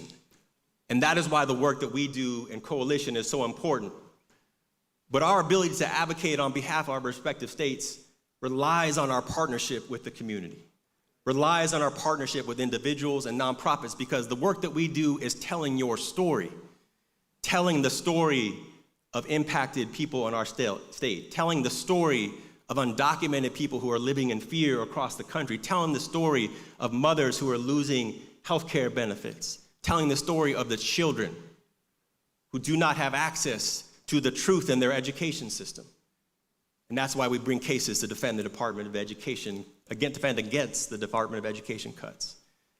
And despite living in this moment of chaos and fear, I could not imagine being in any other position. I am having so much fun being the Attorney General. I live with so much joy being the Attorney General. I live with so much hope being the Attorney General of the great state of Washington. But we need you all to keep telling your stories to us so we can fight for you in these United States courts. Thank you very much. Brilliant, man. Appreciate you. Brilliant, brilliant, brilliant. So we experience joy amidst the struggle. That's part of what keeps us together. It's how some of us manage our fear and our doubts. And that has had to happen in spades in the state of Minnesota. Go ahead and give it to him.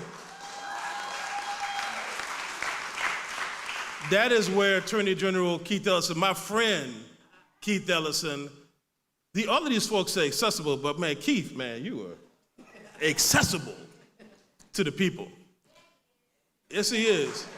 And we didn't even, see, here's the thing. These folks have been attacked publicly, privately, in courts, alleged prosecuted, but they don't even lead with that. Because to them, the work is about the people, right? So Keith Ellison is part of the tip of the spear when it comes to the deployment of ICE, Customs and Border Patrol in our communities, rousting people, harassing people, killing people in the name of some warped agenda that has nothing to do with keeping this nation safe. Keith Ellison is part of the vanguard of state attorneys general who's fighting back against that tide and many other issues as well. Please welcome Keith Ellison.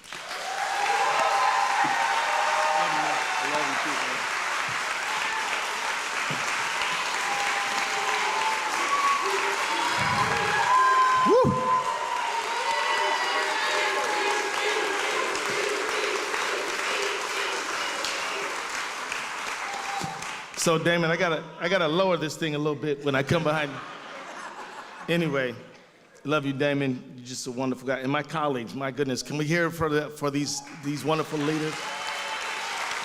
There are 24 of us, 24 AGs. I don't even call us dim AGs. I call us justice AGs. All of them lockstep, united and fighting for the rule of law, for democracy, for justice for everybody. Every one of them. And every one of them is amazing, and I stand in awe of them. I don't know what state we all come from, but let me tell you, if you got a dim AG, you got somebody who is a lion who's fighting back every single second. We, back in March 2024, we assembled in Tisch's office in New York, and we all read, Project 2025. We pulled it, all 900 pages, and we divided ourselves into committees, and we went out there. So when on January 20th, 2025, we were ready to throw down. And as you were already told, Trump comes out with his birthright citizenship. We come straight out the box, suing him, blocking him right away. And then it was just on from there. We filed, I think, 56 cases by now because we got some special attention. He tried to block $234 million in Medicaid funds from Minnesota just the other day. Let me just say this to y'all. I hope you, in this sacred space, allow me to say Assalamu alaikum to some of my friends. Let me say Ramadan Mubarak to y'all fasting I am. Let me say bienvenido y buenas tardes, todas y todas. Anybody listen to that? Any Spanish speakers in the house? That's right. Let me tell you, Damon, we had about 80 Minnesotans come to Alabama, led in many ways by Abdulaziz Muhammad right there. Want to thank Senator Omar Fattah. Stand up, young man, let the people see you.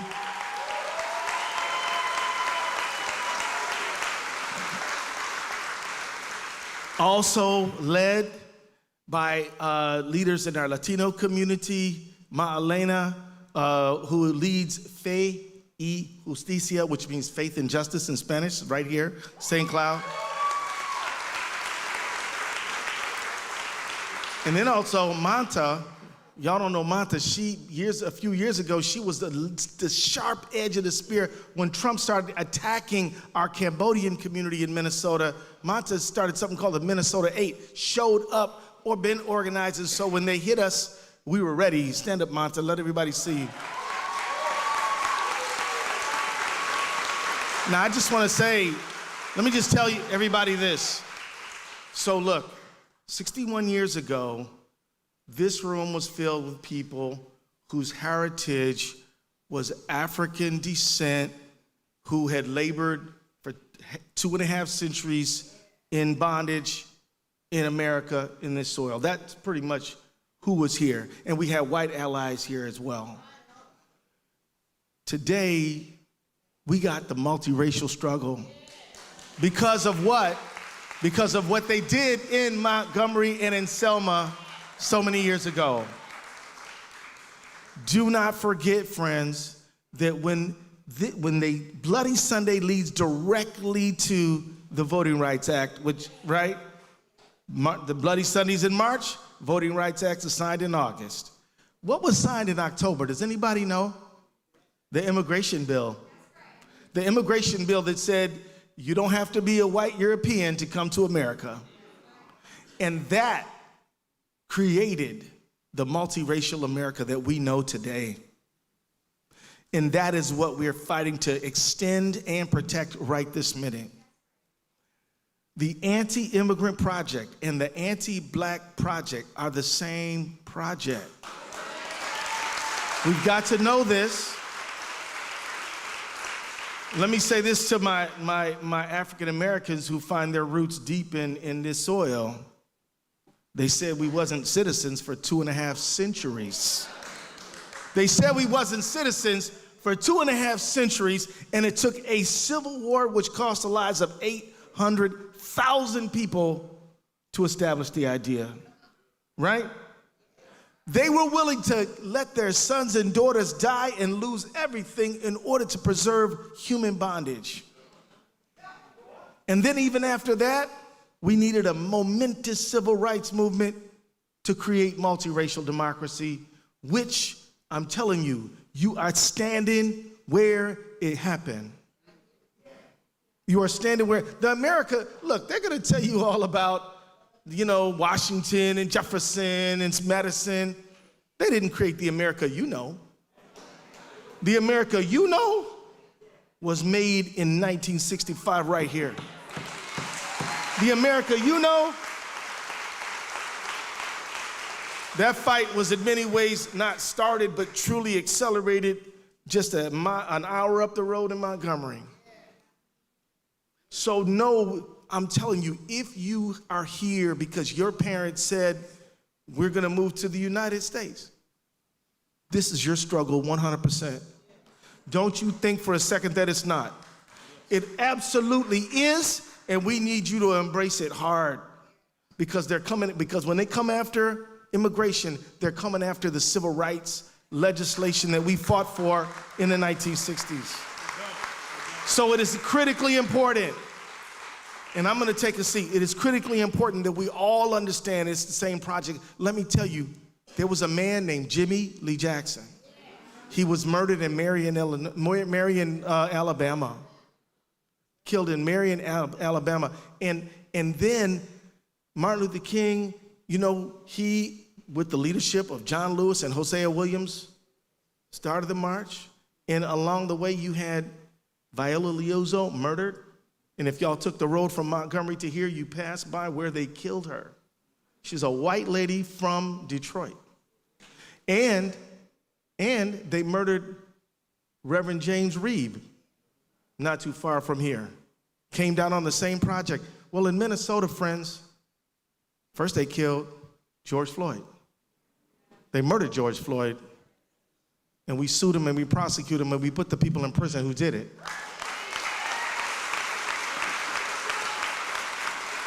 Now they've killed Renee Good and Alex Preddy. Renee Good was a mother of 6. She had just dropped her child off. And Alex Preddy was a ICU nurse. He was exercising his right to bear arms. They took the gun off of his person and shot him 1, 2, 3, 4, 5, 6, 7, 8, 9, 10 times on the ground. You saw it. And we are gonna hold them accountable for what they did.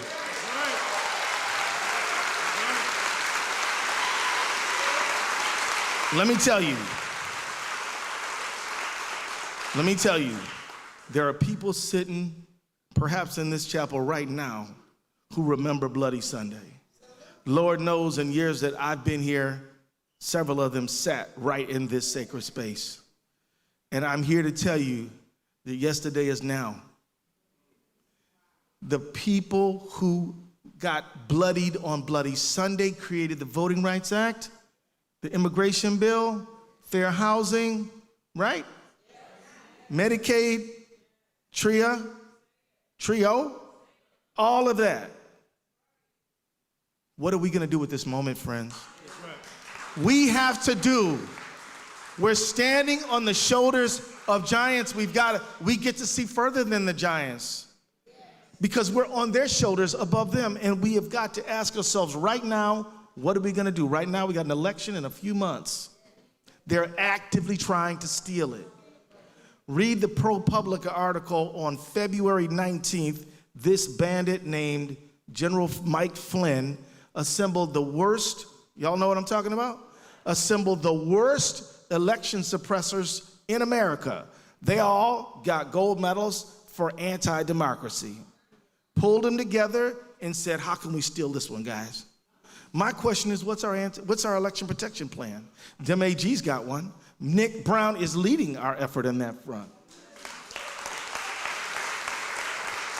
But we got to do this thing together. The Dem AGs, yeah, we're honored to do the work that we do, but we got to be in tight solidarity with the civil rights leaders like Damon Hewitt, like Urban League, NAACP, Lawyers Committee, all of them. Forgive me if I left anyone out. None of these lawyers, including me, can do one thing without the leadership of the people, and that is you. And that is you. So I'm going to have a seat right now, but I just want to say, this moment, our descendants are counting on us to have at least as much courage as the people who got bloodied on Bloody Sunday. Right.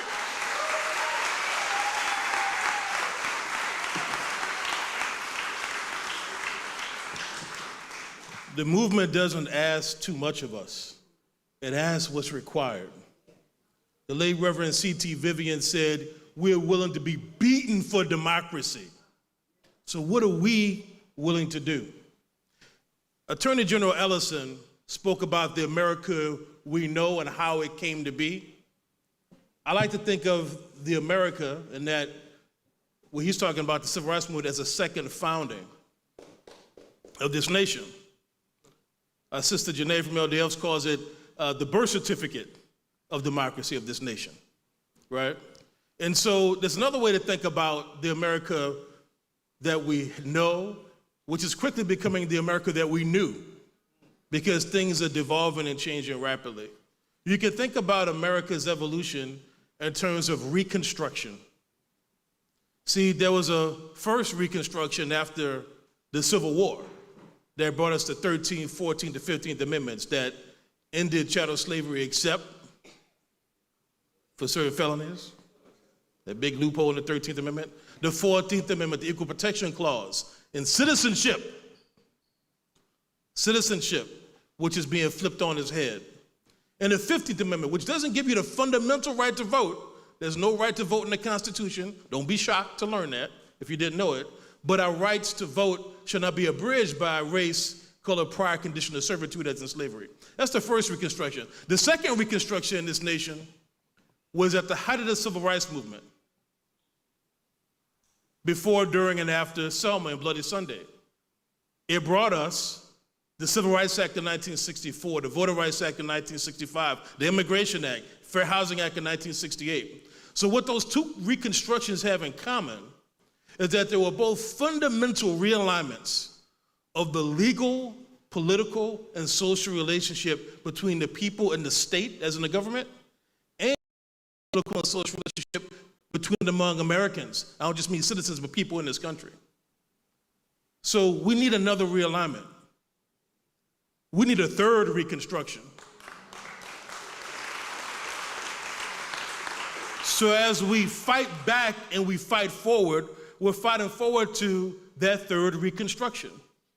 And so I want to end up with kind of a rapid response, have our attorneys general talk to us about 10, 20 years from now, the work that you're doing out of, we're building upon the past, but the seeds we're planting right now, where's that going to lead to us 10, 20, 30, or maybe beyond our lifetimes? What does that third reconstruction look like to you in your states and nationwide? And we can, and why don't we start with our Attorney General from New Jersey to give us a word about that. Thank you. All right. Well, you're a veteran compared to me. I'm in this position as the New Jersey Attorney General just over a month. And if you had... Already in Selma. Look at that. And yeah, I mean, and if you had told me that I'd be batting cleanup here, just over a month ago, I would have told you were bananas. And if you had told me 20 minutes ago I'd be sitting on the stage, I would have told you were bananas. But I heard about this a few weeks ago, and I am just completely overwhelmed because it wasn't anything I could have imagined. I wanted to come because we have such an amazing partnership across attorneys general, but also with the Institute for Social Justice and Salvation and Social Justice in New Jersey. And we need to learn. I'm new to this role and I want to learn. I want to listen. And I think that's incumbent upon all of us, right, to do that. And if I think about what we're going to do, we never do it in isolation, right? We listen to communities, we listen to everyone, and then we act. And to answer that question, I think it's the act part, right? It's the act part that we want to see. Because we can do it now, but if we stand by, I went to the Legacy Museum this morning and just, there are no words. And on the wall, where you see all the dirt, in the jars, and then on the wall, what struck me in one of the lines was, and I'm gonna get it wrong, but it was basically the absence of government or no government intervention, right? At best, it's no government intervention. At worst, it's allowing government is pushing this and allowing this. And that's where I see us as attorneys general and us who are so fortunate to have these leadership positions as public servants to make sure that there is the accountability and the transparency to make sure that we are the ones who are acting. And if others are not going to do that, or if others are going to act contrary to what we think, that we stand up and we protect it. So thank you.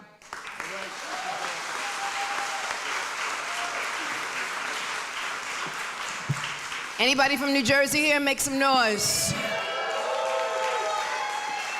We love your new Attorney General. He wants to enact the SAVE Act. And the SAVE Act stands for Safeguarding Americans' Voting Eligibility. S, in my opinion, means stealing.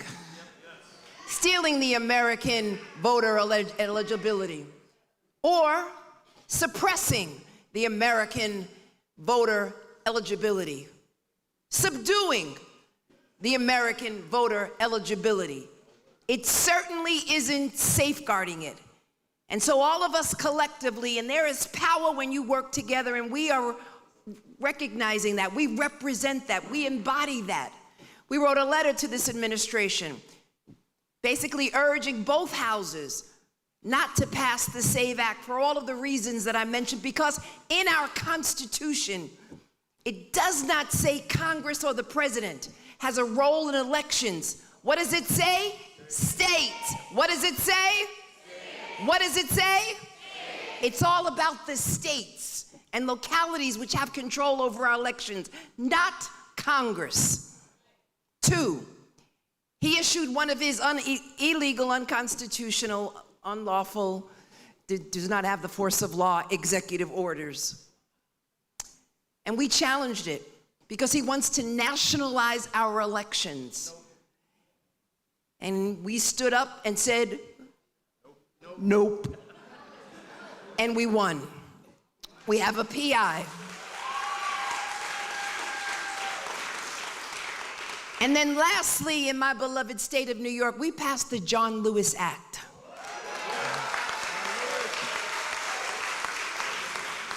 Because as you know, there is a case, Callison, before the United States Supreme Court, which basically would get rid of Section 2, which would basically get rid of pre-clearance. And in New York, it's this black woman and her office that has responsibility for pre-clearance in the state of New York. And so it's important that states step up at a time when Congress is paralyzed. But justice, my friends, is not paralyzed. Not now, not ever. And so it's going to be up to states to step up in the absence of a DOJ, which unfortunately does not recognize their role or their responsibility in voting and in civil rights and in justice, and the list goes on and on. It's states that will now have to step up at a time when they are basically retreating from all that federal government, the responsibility of federal government. It is now up to states to step in and take over for consumer fraud and for voting rights and for antitrust, and for the list goes on and on. It is states that'll step up to address the issue of affordability and the issue of tenants and housing. It's states that will step up to protect the rights of all Americans. It is up to states to get injunctions and temporary restraining orders and preliminary injunctions. And that responsibility, my friends, falls on the shoulders of Democratic attorneys general. And we've been doing it during the last iteration of Donald Trump and this iteration of Donald Trump. We will step in the vanguard in the absence, in the shadow of the federal government, because what we believe in and what we recognize, that we've got a responsibility. We took an oath to the Constitution and not to one man. And we do not believe in a unitarian form of government. We believe in democracy, protecting it now and forever, and most importantly, the rule of law.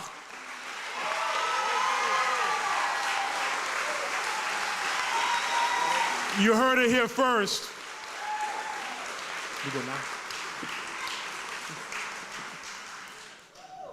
Want to do one more shout out. Meredith Sumter from Fair Voters in the house. Meredith, thank you for being with us, and all the organizations who are here.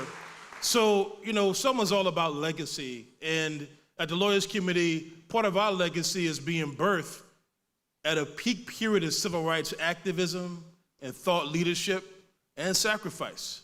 9 days after Medgar Evers was assassinated in the driveway of his own home, President John F. Kennedy convened nearly 250 lawyers, a racially integrated group of lawyers, to the White House. Now, there were lots of white lawyers who were leaders in the private bar, and they are notable. There were also black lawyers who were in the room. The young John Conneys before he was in Congress. Christy Wallace Slater, the younger Ernest Dudge Morial, before he was mayor of New Orleans, Mark Morial's father. And also for the Deltas in the House, Sadie Tanner Moselle Alexander, who was the first president of Delta Sigma Theta and the first black woman to graduate from the law school I attended, Penn Law School. And so they were all founders of the Lawyers Committee. Some of those people actually are credited with having ghostwritten parts of the Voting Rights Act, right? And so that's part of our legacy. That Voting Rights Act and specific provisions thereof, Section 2, are responsible for creating not just the concept and the notion of justice, but real meaningful opportunity in at least a couple of ways. One is dramatic increases in black voter registration, black voter participation. I'm not going to say turnout, because that sounds like it's just your choice. Sometimes it is. But participation, when you're free from intimidation and threat of violence.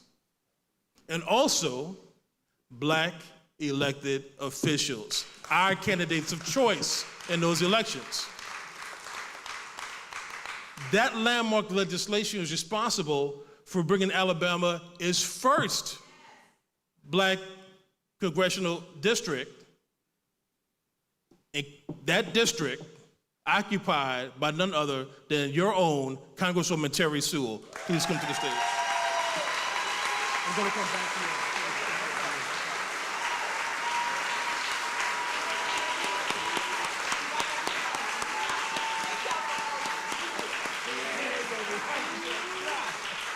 You got the fan in tow. Yeah, thank you. That's a suit for you right there. I'm going to be very quick. The Bible says, train up a child in the way that she shall go, and when she is grown, she will not depart. I not only welcome you to Alabama's 7th Congressional District and my hometown of Selma, Alabama, but I am a life member of this church, the historic Brown Chapel AME Church. And if I'm looking around in awe, it is because this church has been under renovation for 4 years. It's a soft opening. It's going to be beautiful when it's all done. I'm just so happy to be standing right here, right now. My pew was right over there. And listen, I wanted to come by and tell our attorney generals and the Lawyers Committee and the New Jersey Institute for Social Justice, not only hello, but thank you. You know, we live in trying times, and we need these lawyers. We need these justice defenders to step up. You know, the times have found us. They say that the times have found, and that's true. But I know that we're built for a moment like this. That's right. We're built for a moment like this because we stand on the shoulders of giants. Constance Bacon Martley, Thurgood Marshall, come on now. And they may not have gone to Harvard, Keith, but they were damn good lawyers. My pastor's not here. Is my bishop here? Listen, I just wanted to say welcome to Selma. You know, the world comes to Selma once a year. But what I want you to know is that this is a town of 17,000 people. We are a community of 17,000 people. And we know that we're custodians of America's history. And we take ownership of that. But we also want you to see us for who we are. We are proud Selmians, and I'm 3rd generation Selma. And I want you to know that I get to walk the halls of Congress as the first African-American woman from the state of Alabama to represent them in Congress because of the sacrifice of those on that bridge. And it's because of that that we all owe them a debt of gratitude that we can never, ever, ever repay. But here's one way. Vote like your life depends on it. Vote like your life depends on it, because it does.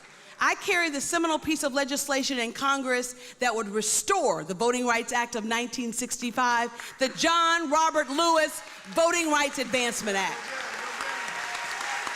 I am honored every day to hold on to that bill and to push it through Congress. Now, we've passed it twice when the Democrats were in the House. And let me just tell you, come November 3rd, when the Democrats take over, Keith, I'm gonna get a gavel. All right. And my gavel will be on the subcommittee on elections. On elections. That's right. I'm ready. Long time coming. But I couldn't do what I do without, and we can't do what we do without you all. You know, John Lewis said that we all have a role to play. And if we've learned anything, it's that progress is elusive. And every generation has to fight and fight again to hold on to the progress that we've made and to try to advance it. This is our moment. This is our time. I want you to vote. Volunteer, organize, turn out, and elect folks who will take you seriously and do your bidding wherever they are, okay? That's right. Thank you all for being here. And again, look at my church. Thank you, sir. I love you so much. I appreciate you. Take my fan, too. Where them fans at? She has hers. So, Bishop has spoken, and we have to wrap. I want to ask if Attorney General Nick Brown or Keith Ellison have a quick final word. I got a quick final. Oh, go ahead, man. Nick, you want to go? I do mean quick. Let me be quick. So, look, friends. We got a little bit of time between now and November. And I'm telling you, we only got a little bit. They are already plotting to steal this next election. They're already plotting to steal this election. And so we really do need this not just to be a memorial, not just to remember great things that our ancestors have done, but things that we have to do right here, right now. And the last word I want to say to you, I just want to say, and my wife, Monica, says this to me a lot. How you doing, my dear? Give my wife a hand, y'all. Right. So, and she might say, when did I say that? But let me just tell you, remember when Donald Trump was being sworn in? Who was sitting behind him? Musk, right? Musk, come on, help me out. Who else? Bezos, who else? Zuckerberg, right?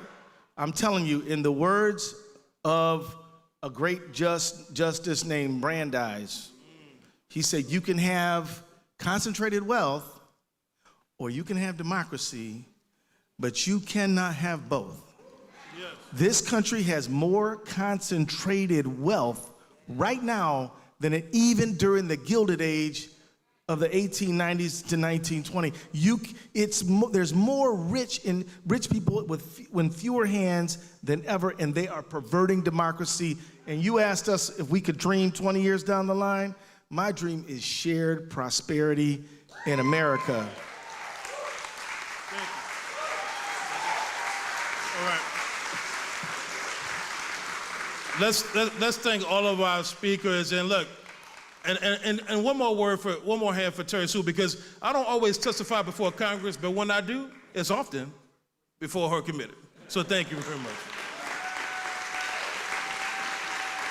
I want to thank the staffs of the New Jersey Institute for Social Justice and the Lawyers Committee.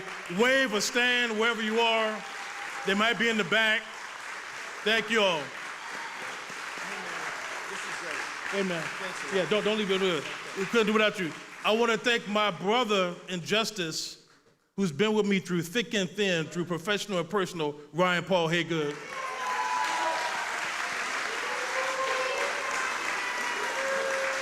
I want to thank Pastor Leota Strong from this institution, from this church. And I want to thank the attorneys general who are fighting alongside us and alongside you and for and with us at the same time. Letitia James, Nick Brown, Keith Ellison, our attorney general from New Jersey. Jen Davenport. My apologies. Thank you so much. We love y'all. Thank you. Let's go pick with that red, that's beautiful. Ryan, hey, good. Come on, Ryan. Come on, Ryan. Why don't you bookend, Ryan? That way we. Twin tower. Next to your jersey.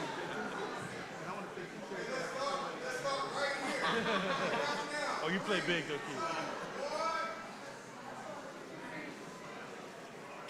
Let's go left, middle, right. Okay. Left, Kim Crenshaw in the house.